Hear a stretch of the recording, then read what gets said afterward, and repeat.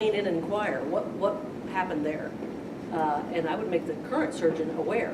They may not decide they may decide to continue, but with better knowledge of what's going on and how to better manage that patient. Because I know, we suspect that the patient did not tell the new surgeon, and then again, maybe it wouldn't. So we should have advised her to call the new surgeon then. That would be my recommendation, because I think, and I want to step away from just defense, but I think that's good patient care too. If I would be a better surgeon and a better care provider, if I know what happened, then I should know what happened. And I think it would put you in a better position to know. It may be nothing to do with you. It may have been a personality conflict or a timing conflict, but it could be valuable information. Yeah. That's why we ask about, have you had problems with anesthesia in the past? You know, your previous experience is important. So I would encourage that. Yeah. So just to clarify, so the patient should tell the new surgeon, or nursing could actually tell the new surgeon? We can't control what the patient says, but if you, in evaluating the documentation available to you and the full picture you have of that patient, I would, as a nurse, preoperatively, I would tell the team, are you aware that this patient had this procedure canceled in the past, or did not, or a previous surgeon declined to do this procedure? Hopefully it won't happen the day of surgery, because then that's kind of running around. But that's important information. There's no breach of confidentiality with that patient and the new surgeon? No, because that's continuity of care. Talking to providers about the same patient, about the same care is not a violation of HIPAA. I would start with asking the patient, though. I think you might get good information there, too. I see from reviewing the record that this had been previously scheduled with another surgeon and canceled. Can you tell me what happened there? The new surgeon does not have access to PRISM.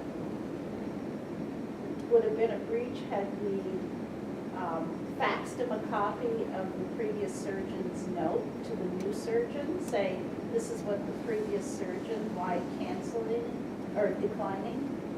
That is all part of the continuity of that care for that patient. Patient care is an exception to needing a written authorization for release of protected health information. And that would be part of the continuity of care. So I would say yes, if any other records would be relevant to the surgeon. Drug allergies. Yeah, absolutely. Does that feel uncomfortable? I just feel bad because we told her, and even, from, having been many years, many of us said, that's not our issue. Yeah. And I feel badly now that that's what our answer to her was. Well, and a lot of times people, I think, are under the misapprehension that HIPAA prevents a lot of important discussion among providers, and it doesn't. And I don't know if that was your concern at the time, or it just didn't feel right. I think it was a matter of, that the current surgeon should be doing his homework. If he's doing surgery here, he should have access to it. They do all have access. Yeah. So, now I will. If they're not part of the, if they don't, they still have access to person. They still do, yeah. They're doing surgeries here, they have. Oh, okay. Well, if that's a similar situation, like, so she didn't say anything to the new surgeon, some surgery happens and there's a complication or something and this ends up in court. I mean, does it come back on the nursing staff that she didn't relay to the new surgeon? No, probably not. Probably not, unless the plaintiff's lawyer is sophisticated enough to know to ask those questions. Right. I'm deposing you, nurse. As you were preparing this patient for surgery, were you aware that she canceled the surgery in the past? And it probably, the plaintiff's lawyer probably wouldn't be interested because they don't want to help the case that this was a problem patient. You're right? They would say probably the question would be the other way, would be, we wouldn't expect you to look at that information and communicate that to the physician. They should be reviewing whatever they need to review. But I'm looking at a case right now. It's actually a Board of Licensure complaint I'm responding to. And I took the time to go back to 2009, well, to the beginning of PRISM, and looking at all this patient's record up to the surgery that got canceled. It was 2017. So what's that, a lot of years. I really wouldn't expect a surgeon to do that, but I did it, and boy, had they done that, they would have seen some information that would have cautioned them that this wasn't a good idea. That's asking a lot, but boy, in hindsight, you'd wish you'd known about all the psychological issues and all the pain they had associated with things not related to what you're about to do surgery for. that the outcome was probably not going to be satisfactory. Fortunately, it was canceled because they did get enough information. But had they looked at it before, they might have said, this isn't going to help her back pain because this back pain pre-exists from 20 years ago from things that this is not going to help. You're not going to have a happy patient. And they have these psychological overlays that's going to make it even worse. They've already, documentation, I'm going to call a lawyer if, and those are all red flags. And sadly, people don't have the time necessarily to do that, but it would be valuable. And if you stumble across it, I encourage you to share it because I think it's a more complete picture of the patient that you're providing care for. And then it'll be in their best interest. It'll manage their expectations. They won't be as disappointed. Does anybody feel weird about that? Feels like you're going behind the patient's back, though. I guess that's where it feels weird to me. And then I think in that, if it does feel weird, then I think, I'm talking to the patient.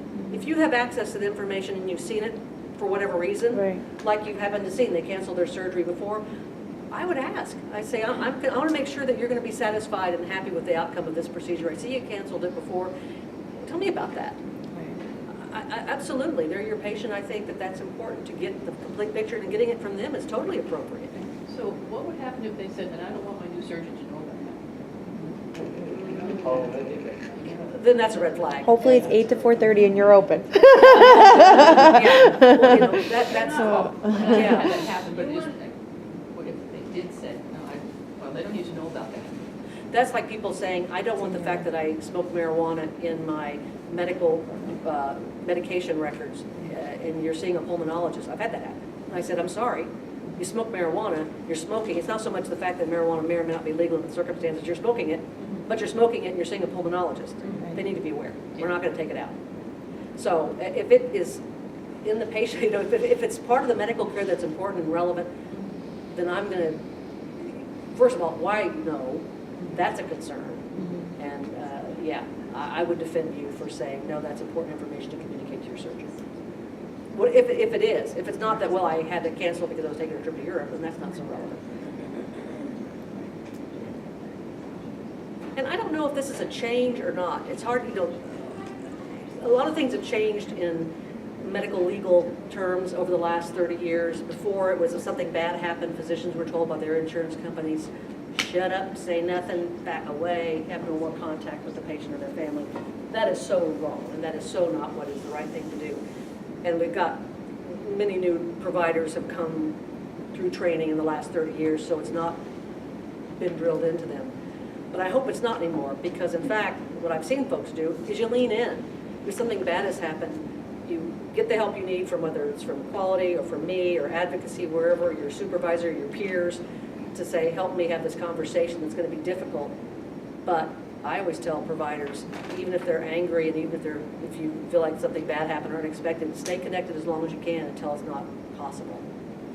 Because there's nothing worse than then they have the claim of, they shut up and didn't talk to me after it happened. What was I supposed to think? It must have been a mistake. It must have been an error.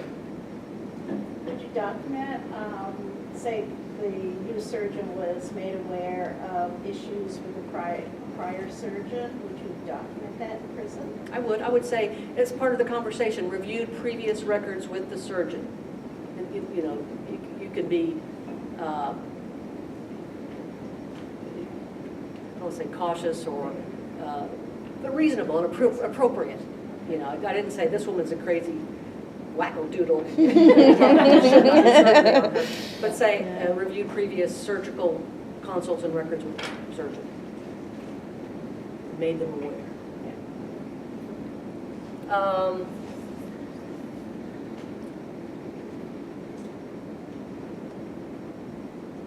Let's see, defenses. So this case I told you about that we just resolved, one of the defenses that we were prepared to use is because there had been such a long time leading up to this surgery with the patient and his family, and because it was sort of a Hail Mary last-ditch effort to really give this person a quality of life, a reasonably prudent person in the patient's position would have undergone the treatment if he or she had been fully informed. Of course, the patient was now passed away, but that's the defense you can use. Because of what you see in the record and the communications, I as the provider, I as the preoperative nurse, was able to tell you about the conversation I had, he or she would have done it regardless of whether the consent had been signed or had been fully informed because of whatever reasons it is. So that's a defense. Again, we rarely see an informed consent case come up. I found this article, and it's in the role of nurses in the preoperative assessment and patient transitions. And I pulled two of the things from it that I thought were particularly interesting, but then after watching your teamwork stuff, I want to share all four of the findings they had in it. And what it was is this sort of focus groups talking about how to improve transitions in the preoperative period. And it was based on focus groups of 24 nurses in a 975-bed medical center in the Northeast. I'm not sure what that is. They said the themes that arose from the focus groups were, number one, understanding the patient vulnerabilities.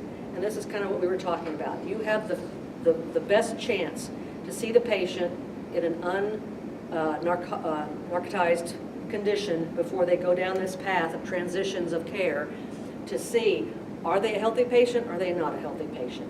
Are there red flags that suggest additional resources may be necessary on the other end? Case management, nutritional services, social work, psychology, whatever you see that might help that patient to have a better outcome, you'll probably get a chance to see it on the front end that other folks may not see because they'll be under anesthesia, they'll be confused or whatever, that they may not be aware. How does the patient function? You're going to be able to see, are they not literate? Do they not have good hearing? Do they not speak English? Do they have an overly attentive family member that's making you a little weird feeling? You see those where they're not letting the patient talk. You're talking over them. There's something weird going on here. I'm going to want a caseworker to evaluate this, social worker to evaluate this. Again, no one else is going to see that but you. So that might be important information. And again, you have the baseline information for the immediate post-operative period. So you kind of know where they were here, so you can communicate that to your team as it goes through the transition of what to look for and what to expect. And they may come back to you and say, what they look like in the preoperative period. Were they seizing? And the second thing here was multidimensional communication. And because I know you're going to know more about what these words mean in your context than I do, but multidimensional communication, that sounds like sort of some of the things you were talking about: communication, teamwork, and communication up and down and across, horizontal communication, vertical communication. That is part of a successful preoperative transition, is that a lot of communication happening in all dimensions. The third one was managing patient expectations. Again, my big thing. If we do that, we're not going to have unhappy patients, or we're going to have successful outcomes, and I'm all big fan of that. Again, opportunity to manage expectations and ask questions. Again, it seems like you're already terribly busy, but as you're doing the things that you do, which are probably pretty routine for you, engage that patient in conversation, and if appropriate, whoever's with the patient in conversation. Do they have special concerns? Are they anxious? What are they anxious about? And especially if you're getting a weird feeling about them or weird dynamics happening, dig deeper, dig further, because that'll help them, that'll help the next people down the transition to best care for that patient. And the fourth one was nursing's role in compensating for gaps. I thought, I don't know exactly what that means, but I know exactly what that means.